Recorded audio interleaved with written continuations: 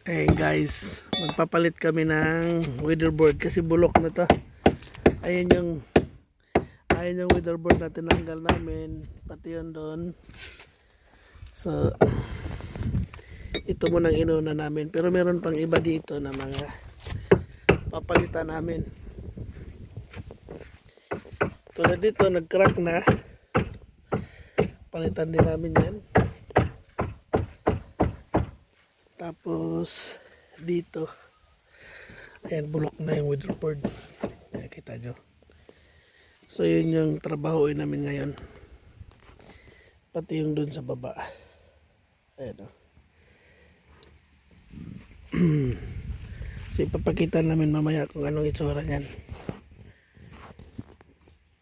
Ganito ang itsura ng ilalim na. Tingnan mo guys, bulok-bulok na.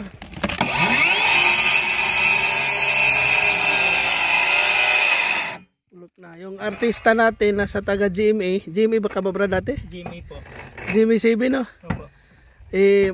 Buti na lang magaling magkarpentero. Siya tayo karpentero. So yan guys, kinapingan na namin to para di mag-crack. Tapos bibili kami ng kahoy para dito.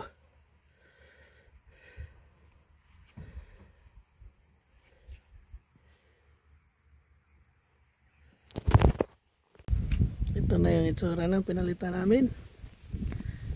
Ayan. So bagong weatherboard na, tapos nilagyan din namin dito ng mga strip, metal strip para matakpan na yung joint niyan. May silicone sa ilalim pa doon sa joint, tapos yan naka metal strip pa. So at least di na siya bulok.